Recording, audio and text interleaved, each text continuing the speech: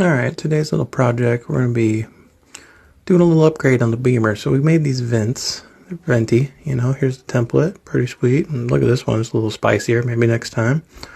So there's the other side. Yep, so now we're going to get the old grinder out. Give it the old zang-za-bam. There we go. Shoop. Cut. Nailed it. First try. Don't need that. Oops. Looks like I cut the wire. It'll be fine. Alright, holes cut. We're going to vent that strut tower.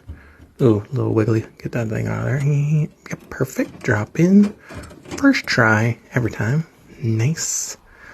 Now, look at it. Get the old self-tappers, because tech screw for life. Give it the zip and the zap.